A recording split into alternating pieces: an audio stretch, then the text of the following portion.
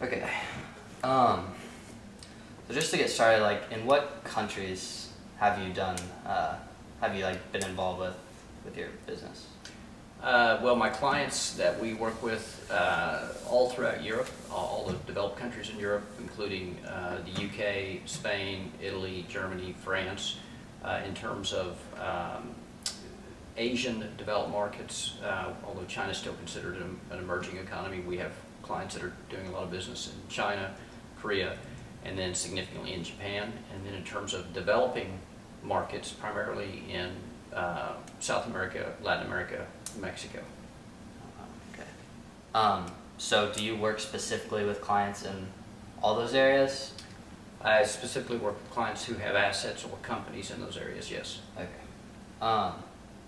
So is your job more independent as far as like your strategy to approaching clients and how you deal with them, or does JP Morgan have like a global strategy that all their investment bankers like utilize? I would say JP Morgan has a global culture of servicing clients while still protecting the bank. So our primary focus is to deliver financial services globally to clients, and we do that really in 4 different ways. The first one is on the what we call the asset management side, the division that I'm in, where I cover high net worth individuals. We also cover institutional, like pension plans where we manage money. So that's one division, asset management. The second is the investment bank that you just mentioned, which deals with large corporations or middle market companies and helps them really capitalize themselves to do business globally. The third is what we call corporate and treasury securities, which is where we're moving cash and or securities around the globe for the Fidelities of the world as well as the General Motors of the world. And then the fourth branch is really the retail network, which is primarily in the United States. Okay. And then so you just said your main like you work with the high net. I work with high net worth, but I didn't really answer your question in terms of how do we deal with clients. We're 260,000 employees that do things in all of those 4 divisions I mentioned. But the culture is such that we're trying to deliver financial services to those different constituencies. We're also trying to cross-pollinate divisions by, if I have a high net worth individual that owns a real estate company that has assets globally, then I'm going to work with the investment bank real estate group to help either finance or identify targets for this wealthy individual to go buy assets. In terms of, even though we're 260,000 clients, the bankers that are client-facing like myself, we are independent teams. We are trying to solve clients' problems while still protecting the bank's assets on a daily basis. But we have a common culture of doing that in a professional way and in the right way. Okay. So working with like these high net individuals, I would think like, would you say like personal relationships and like that kind of thing comes into play like a lot? I think in all business it comes into play, and definitely with high net worth individuals. It's interesting. I was on the investment banking side for 12 years, and I've been on the private banking side for 12 years. And very similar in that I'm dealing with very wealthy individuals that have very large balance sheets like large companies do. But the relationship with them with respect to solving their financial service needs is much more intimate because it's their money. They take it pretty seriously. Yeah. Whereas large corporations, typically the top executives do not control the majority of those assets as their own personal assets. They are, shepherding those assets for the benefit of shareholders. But, let's take Apple, for example. Apple has a market cap of $500 billion. It's publicly traded and has been for a long time, and the ownership of Apple has been dispersed over time. So it's not like when Steve Jobs was alive that he had $450 billion worth of net worth in Apple. He had, $15 billion, but he still was very passionate about the company. So relationships are very important. So do you have like a preference between the 2 jobs you've had as far as I really enjoy the private banking side because you're dealing with people and people's assets.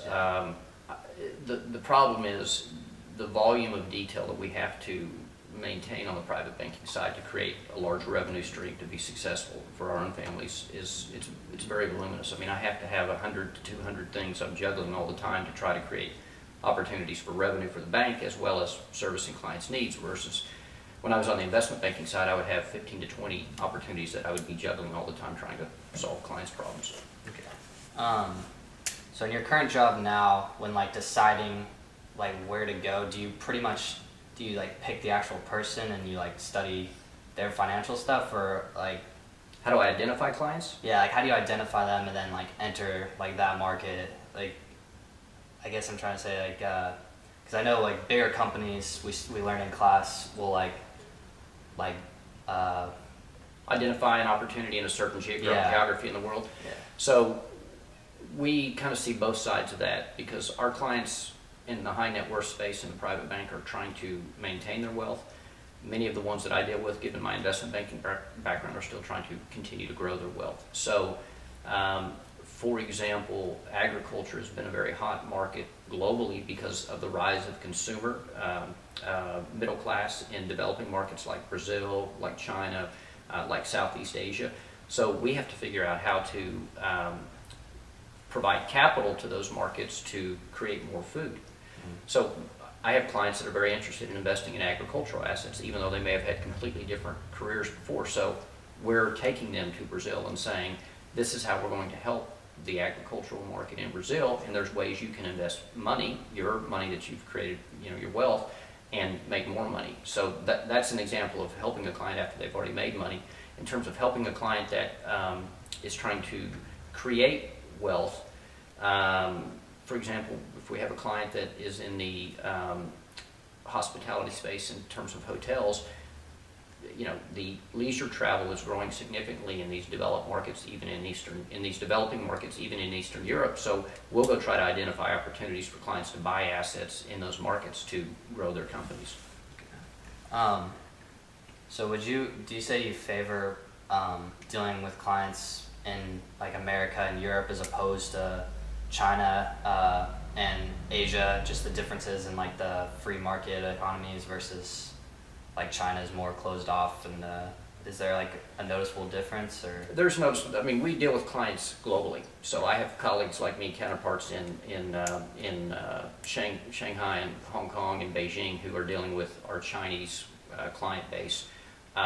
We are very cognizant though of when we ask clients to deploy their capital into those markets that we know may not have fully vetted legal systems like the United States. Mm-hmm. Clearly, the United States legal system of contract, of ownership, of individualism, emanated from the United Kingdom, from England when we had settlers come to the United States. So those two are the most developed legal systems in the world, and we're very hesitant for clients to put a ton of money to work in China, for example, because the government controls and they can change the rules of the game. We're very cognizant and careful when clients put money into Russia because the legal system is clearly not as well vetted and tested as in the United States. Yeah. So I'm going to attempt the Chapter 13 question. Is there any situation in your business where like there'd be any sort of bartering or anything, or is it all pretty strict as far as like you're just moving one person's money to somewhere else for more, like it's all money based? We, in the financial services industry, in particular in the United States, it's illegal to really barter, to accept gifts, to do those things. They want to keep, they want to keep us honest in terms of how we, the transparency of the transactions we have. I think since September 11th, 2001, the Patriot Act, as well as the new Dodd-Frank legislation, as well as Sarbanes-Oxley post-Enron, there are significant rules and regulations around how we do business with clients. And any client that wants to take out $10,000 or to deposit $10,000 in one of our branches, we report that to the federal government. And that happens literally every day, thousands of times every day in our bank. We have to report that to the U.S. Treasury Department. You'll see these schemes of people trying to sell foreign government bonds with coupons and all this. I mean, I've had many people come in and try to create fraudulent activities, and we go straight to our compliance folks, and they deal with those folks and try to shut them down or report them or otherwise. But we in the money-based sector, banking that I'm in, it's pretty much cash. Some commodities, gold, silver, those things that we move around. We have a large gold vault in London, for example. I have clients that'll move gold in and out of London. We also just built a vault in New York City in Lower Manhattan. So first time we've had a gold vault in the United States, and that just opened up about 3 years ago. So we're, sometimes clients will move, those types of accepted commodities. Okay. I emailed you in the past, and I talked about like the European Union, and one thing that kind of interested me was that you mentioned like Spain and Italy got into trouble because they were spending beyond their taxing means, and you made the comment that like the U.S. is sort of in the same position right now. We are putting ourselves in the same position, but we're at a big advantage because we are the global accepted currency. So when there are risks happening in the world seems to want to own U.S. dollars, and that's upheld our currency. But we are in a situation where we've had such significant deficits and such significant printing of money that there's no way we can tax ourselves out of this deficit. And it is proven over time that economies that overspend lose their productivity, and ultimately, at some point, the U.S. dollar will not be the safe haven currency. When you look at China, they have $3 to $4 trillion of reserves in that their government as well as their government-controlled companies control. We have a $14 trillion deficit in the United States. So it's like looking into the future. I'm assuming you don't think like our current we're on the right path right now. I don't think we're on the right path. No, I think that your generation's going to deal with it though. I think that the U.S. dollar will stay the world's reserve currency for the next 20, 30, 40 years, but China's they're making up a lot pretty quickly. And 10 years ago, people thought the euro was the answer to say it would become if you look at the gross domestic product of Asia, Europe, and the United States, people felt that the combined gross domestic product of all the major European countries rivaled that of the United States, and that's the global cost and value of our goods and output. Well, that's true from an absolute dollar standpoint, but these countries didn't monitor themselves enough that are part of the European Union, and they've created weak links. And so, the euro is now, it's really fallen out of favor because people aren't sure if it's still going to be here.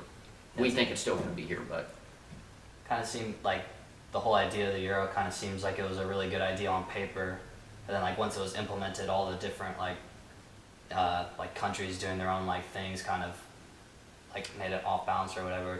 Do you think that's like part of the reason they're? yeah, oh yeah. No, I mean, look at Greece. They, a lot of studies suggest that they don't collect but maybe 50 to 75% of their actual taxing dollars. They have a lot of people that don't work as much as we do in the United States or in Germany. Spain, the same thing. It's just a different culture that didn't have the same productivity goals as a Germany did, because what Germany came from was a very suppressive culture under Hitler that literally set the country back. And the mindset of the people coming out of that was, we're going to work hard, we're going to create wealth, and we're going to save for ourselves because we don't want to be in this situation again. Okay. Well, that's all I got. Good. Thank you. Hey. Sorry. Yep. Good luck with this. Thanks. Thank you.